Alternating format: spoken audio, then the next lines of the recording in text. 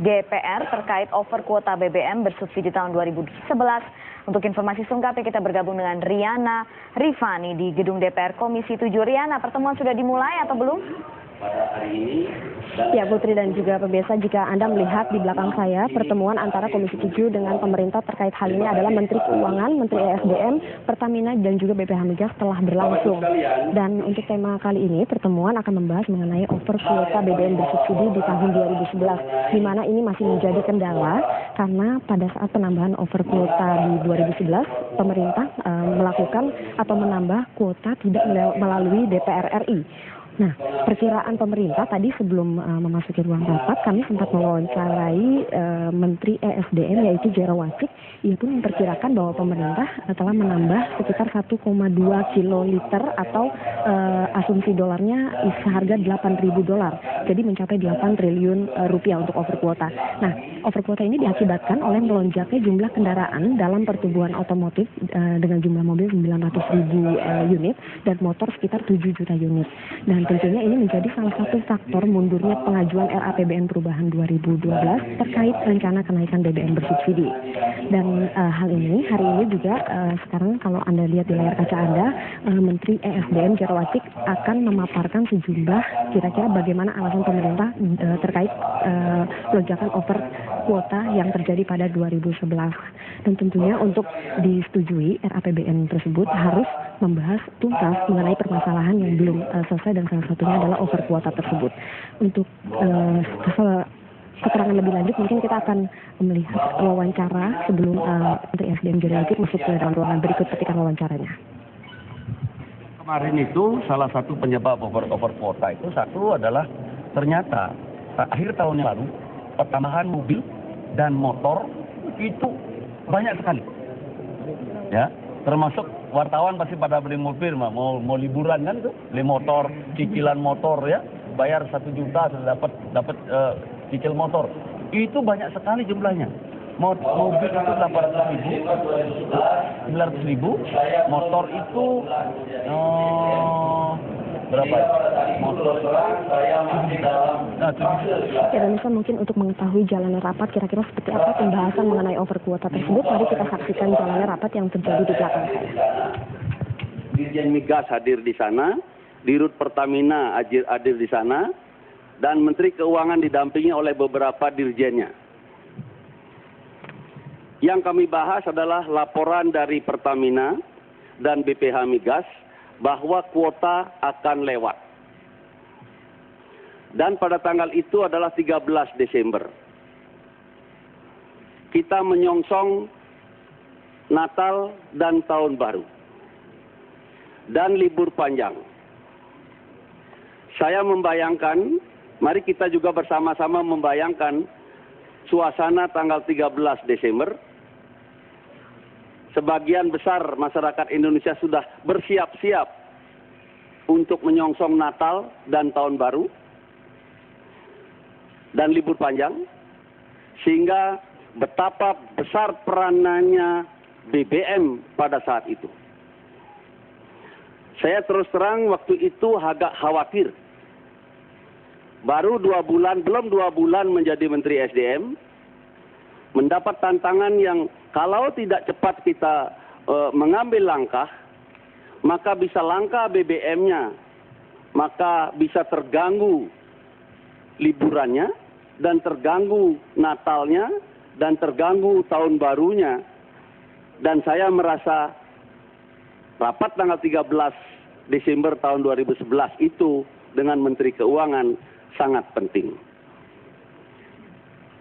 Oh ya, waktu itu juga saya didampingi oleh wamen saya waktu rapat itu, karena saya waktu itu sambil sama-sama belajar itu, fase belajar.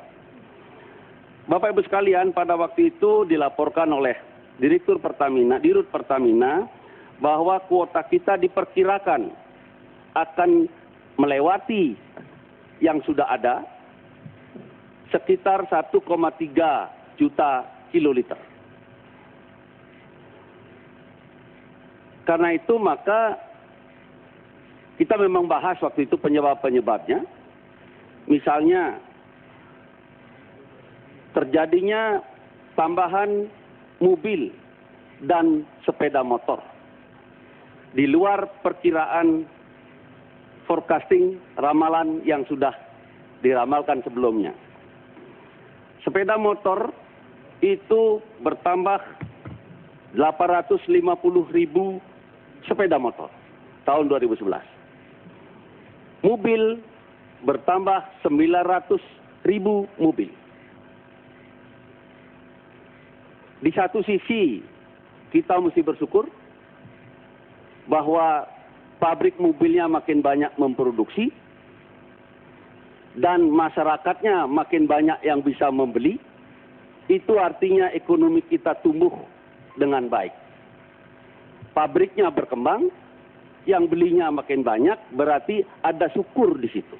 Kesyukuran bahwa kita tumbuh bersama. Di satu sisi tentu akhirnya BBM-nya akan kurang.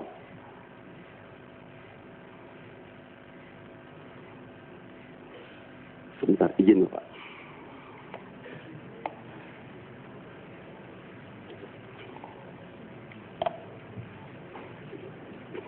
Terima kasih.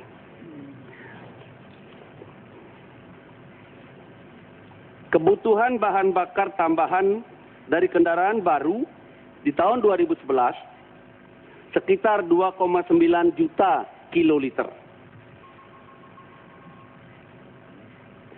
Tingginya perbedaan harga BBM bersubsidi dan BBM non-subsidi sehingga terjadi migrasi konsumen dari BBM non-subsidi. Ya, pemirsa, demikian sebagian pemaparan dari Menteri SDM terkait over kuota, dan ia pun memaparkan mengenai alasan-alasan kelebihan over kuota yang diakibatkan oleh bertambahnya pertumbuhan otomotif di Indonesia.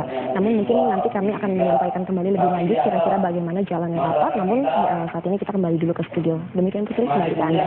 Baik, Riana Rifani melaporkan langsung dari gedung DPR terkait dengan rapat kerja antara Komisi 7 DPR dan juga pemerintah yang diwakili oleh Menteri SDM. Dan selanjutnya kita akan langsung ke dialog. Ya. Silahkan Sumi. Betul, jadi rencana kenaikan BBM yang diajukan oleh pemerintah masih mengundang pro dan kontra. Ada yang setuju, tapi kira-kira kompensasi untuk rakyat apa? Karena dampaknya akan luar biasa ya. Dan hari ini untuk membicarakan masalah kenaikan BBM, kita sudah menghadirkan narasumber di program Live Shot siang hari ini, yaitu Pak Kurtubi, pengamat perminyakan. Selamat datang Pak Kurtubi. Terima kasih. Oke, iya, bilang dulu. Kita sudah melihat nih kenaikan harga BBM sudah pasti akan terjadi. Nyaris pasti. Nyaris pasti terjadi, hanya tinggal pemilihan opsi kenaikannya saja berapa ya. Nah, kalau menurut Pak Kurtubi sendiri, ini apakah kebijakan ini sudah tepat ataukah memang bisa dibilang terlambat begitu? Begini ya, kalau kita lihat produksi minyak kita yang turun, anjlok terus, harga minyak dunia begitu meningkat, konsumsi BBM meningkat, jadi kuotanya terlampaui ya. Maka kelihatannya dalam jangka pendek itu opsi yang tersedia untuk pemerintah tidak ada lain ya kecuali menaikkan harga BBM. Ini kelihatannya seperti itu, yang mungkin besarannya 1.500 atau apa dan sebagainya. Ini cara untuk menyiasati kondisi terakhir. Ya, kelihatannya seperti itu. Tetapi kalau menurut pendapat saya, meskipun saya pribadi sebenarnya setuju saja dengan menaikkan harga ini karena fakta seperti tadi itu, tapi sebenarnya kalau untuk menyehatkan APBN itu masih ada cara-cara langkah-langkah lain yang seyogianya dilakukan oleh pemerintah untuk bisa meningkatkan penerimaan negara dari sektor migas ini. Contohnya apa itu, Pak?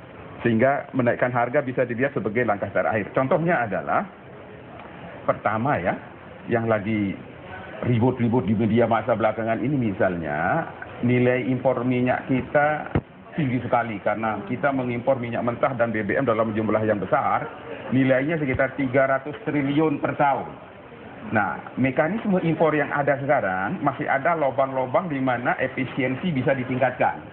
Karena mekanisme yang sekarang meskipun sudah melewati tender secara transparan dan seterusnya, tetapi kalau yang mensuplai minyak Indonesia ini adalah perusahaan trader, pedagang perantara, di mana pedagang perantara ini per definisi adalah mereka yang membeli minyak dari produsen atau sesama trader untuk dijual kembali.